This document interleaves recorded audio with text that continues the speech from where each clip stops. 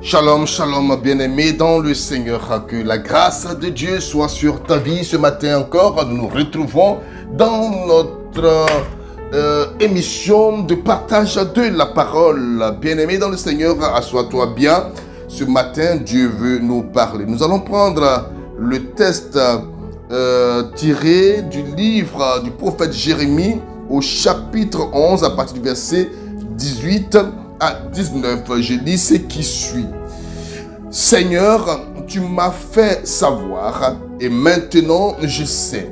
Tu m'as fait voir les manœuvres. Moi, j'étais comme un agneau docile qu'on amène à l'abattoir et je ne savais pas qu'il montait un complot contre moi. Il disait, coupons l'arbre à la racine, retranchons-le de la terre des vivants, afin qu'on oublie jusqu'à son nom. Seigneur de l'univers, toi qui juges avec justice, qui scrutes les reins et les cœurs, fais-moi voir la revanche que tu leur infligeras, car c'est à toi que j'ai remis ma cause. Parole du Seigneur, nous rendons grâce à Dieu. Bien-aimé dans le Seigneur, que Dieu te bénisse ce matin. Il faut t'asseoir bien parce que le Seigneur veut te parler, il veut te donner un message glorieux, un message puissant que j'ai intitulé l'agneau se confie au juste juge. Voilà, l'agneau se confie au juste juge. Quand l'agneau se confie au juste juge. Bien-aimé dans le Seigneur, alors pour situer ce contexte, vous savez, le prophète Jérémie, si vous avez étudié la Bible du prophète Jérémie, c'est un prophète qui a connu beaucoup de frasques à cause de son ministère. Le prophète Jérémie était appelé le prophète de malheur. Quand il annonce, quand il ouvre la bouche, ce qui sort de sa bouche était vilain.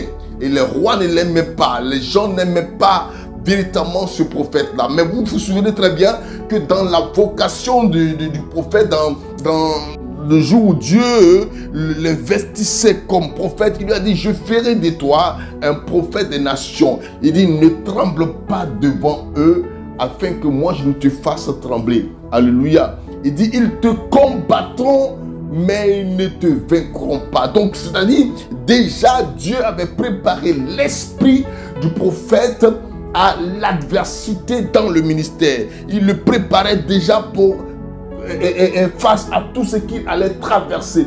Le prophète est celui qui a été jeté dans un puits. Alléluia. Vous voyez, parce que ce qui sort de sa bouche était bon. C'est lui qui annonce la chute d'Israël. Alléluia. Cela n'était pas du goût des décideurs. Et pour cela, le prophète a été persécuté plusieurs fois. Et dans cette persécution, il élève la voix. Le texte que vous avez entendu tout à l'heure, c'est lui qui élève la voix en réalité pour parler à Dieu. Vous voyez, pour parler à Dieu, le prophète Jérémie, persécuté pour avoir annoncé la fidélité de la parole. Vous voyez, quand tu parles avec fidélité, quand tu es serviteur de Dieu et que tu parles avec fidélité, parce que normalement le serviteur de Dieu, c'est quelqu'un qui doit parler avec fidélité. Et quand tu parles avec fidélité, c'est sûr que tu vas recevoir la persécution des autorités. Il faire comprendre que le prophète est quelqu'un qui parle de la part de Dieu. Donc la vérité seule ne peut que sortir de sa bouche. Amen. La vérité seule ne peut que sortir de sa bouche. Et c'est de la même manière que Jérémie a été persécuté, que bien-aimé dans le Seigneur, notre Seigneur Jésus a été persécuté. C'est-à-dire, il était la préfiguration en termes de persécution, en termes de frasque de celui qui allait venir, Jésus-Christ de Nazareth. Alléluia. L'agneau véritable. L'agneau véritable. L'agneau, quand on parle de l'agneau, l'agneau c'est le symbole de l'innocence, la douceur, de la vulnérabilité, mais aussi du sacrifice. Quand tu es serviteur de Dieu, tu dois avoir tous ces symboles-là. L'innocence, la douceur, la vulnérabilité, mais tu dois savoir que tu es un sacrifice pour que le monde soit sauvé. Gloire à Dieu. L'agneau docile face au complot des hommes. Jérémie se compare à un agneau qu'on amène à l'abattoir. Il se compare à un agneau qu'on amène à l'abattoir. Il se dit que le ministère dans lequel nous rentrons, nous avons accepté, n'est pas un ministère de gloire, mais un ministère de sacrifice, un ministère d'épreuve. Et il voit que Dieu, ce n'est même pas l'homme qui l'envoie à l'abattoir, mais c'est Dieu. Comme le disait Joseph, lorsque ses frères le découvrirent, il dit: non, ce n'est pas vous qui m'avez vendu. Non, ce n'est pas vous qui m'avez vendu, mais c'est mon Père. Mon Père, l'Éternel Dieu qui m'a vendu. C'est lui qui a permis que je sois ici. Donc, il y a cette vie-là, cette vie de sacrifice. Il ignorait les manœuvres contre lui. Il ne sait pas. Souvent, tu ne sais pas. Tu manges avec tes ennemis. Tu ne sais pas. Et l'image, la trahison des gens, des traîtres avec qui tu es. Des gens que tu appelles tes bergers, des gens que tu appelles tes pasteurs, des gens que tu appelles des frères, des fils spirituels. Mais c'est eux qui vont te mettre le couteau dans le cœur. Et c'est ça, aujourd'hui encore, ceux qui marchent dans l'intégrité peuvent être victimes d'injustices cachées. Marcher même dans l'intégrité est une provocation au bon des ténèbres. Marcher dans l'intégrité est une menace à ta propre vie. Mais cela, il faut continuer, il ne faut jamais te décourager. Et ne pas s'étonner de l'opposition dans le service de Dieu. Il ne faudrait pas que tu sois surpris d'une opposition. Parce que dans le ministère, même ceux-là même qui ont la croix, ceux qui ont le chapelet, ceux qui ont la Bible, vont te persécuter. Les chefs de l'église, dans la marche avec Dieu, vont te persécuter. Les persécutions sont parfois le sceau de la fidélité. Alléluia. La réaction du juste, le silence et la confiance. Jérémie ne se venge pas. Il ne riposte pas. Il remet sa cause entre les mains de Dieu. C'est ça.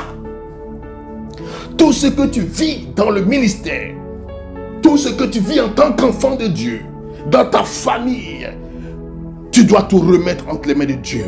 Ne pas chercher à te venger, ne pas chercher à te justifier. Mais parce que Dieu trace le chemin de ses serviteurs.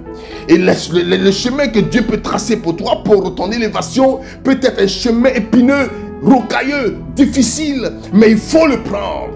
Il ne faut pas chercher à se venger ou à se justifier. Il appelle Dieu non seulement à la justice, mais à scruter les reins et les cœurs. Il reconnaît que seul Dieu connaît la vérité au fond du cœur. Seul Dieu connaît la vérité au fond du cœur. Dans l'épreuve, l'enfant de Dieu ne cherche pas à se défendre à tout prix. Mais il s'abandonne à la justice divine. Quand tu as éprouvé, seule la justice divine doit pouvoir t'intéresser. L'agneau est aussi la figure du Christ. Comme une brebis muette devant ceux qui l'attendent. Vous pouvez lire en Ésaïe au chapitre 53, verset 7. L'agneau est fragile. L'agneau est une figure du Christ. Jésus est l'agneau.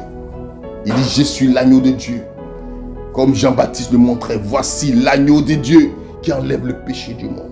Le sacrifice par lequel l'humanité doit être sauvée. Mais il y a, nous aussi, notre sacrifice sauvera aussi des personnes, peut-être pas l'humanité, mais peut sauver des vies. Le juste juge intervient toujours en son temps. Dieu, le juste juge. C'est lui le juste juge. Dieu voit tout. Dieu sait tout. Il sait ce que tu vis. Lorsque les complots se faisaient contre toi, il était au courant. Lorsque les gens manigassaient contre toi, il était au courant. Mais il ne parlait pas. Alléluia. Oh Seigneur, pourquoi tu ne parles pas? La justice de Dieu n'échoue jamais, même si elle semble tarder. Oh, comme le disait Habakkuk. Même si elle tarde, attends-la. La justice de Dieu semble tarder. Elle semble tarder. Mais elle ne tarde pas. Non, elle ne tarde pas. Elle ne trahit pas. Mais elle peut sembler tarder. En fonction de toi, la manière dont tu veux que Dieu intervienne, tu peux avoir l'impression que cette justice tarde. Et les ennemis sont sur toi. Ils ont le pouvoir. Ils t'écrasent. Ton nom devient maintenant péjoratif partout.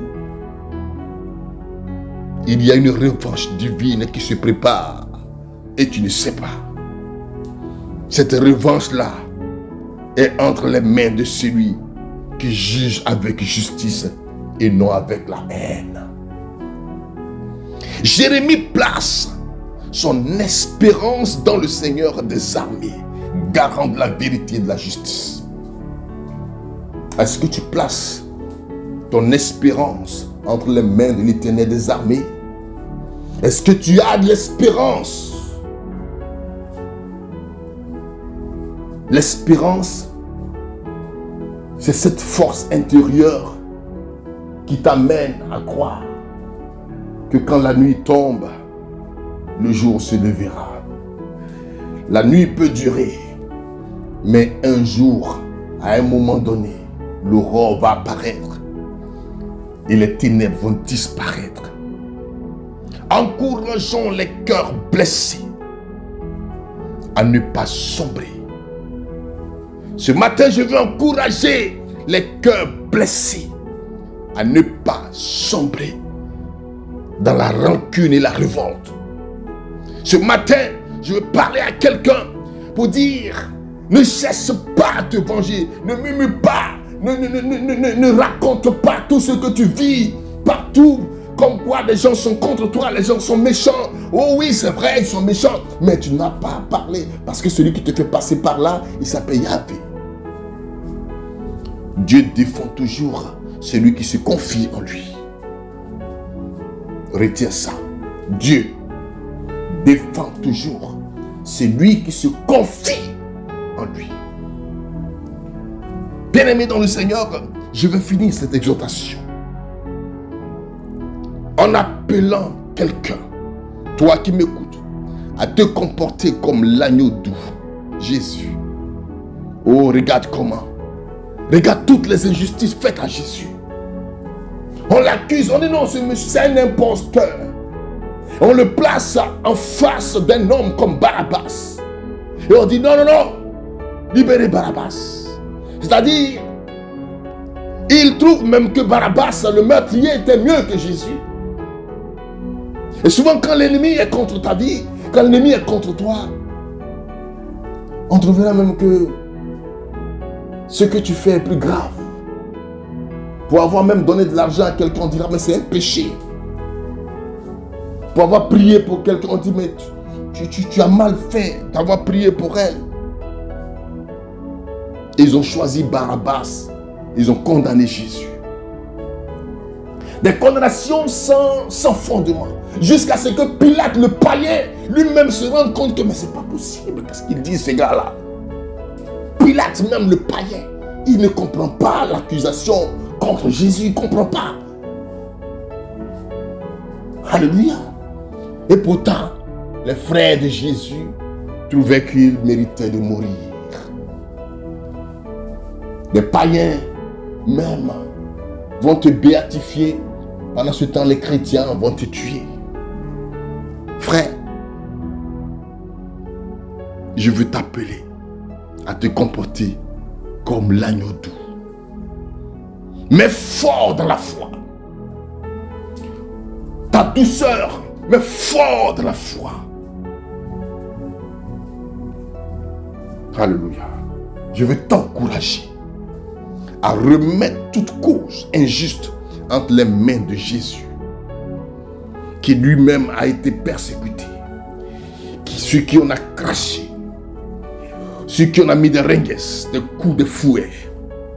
Ce Jésus qui a porté toutes les douleurs, remets tes douleurs sur Jésus-Christ de Nazareth. Et prie prier et intercéder pour ceux qui te persécutent. Oh mighty God. Persécuter quelqu'un,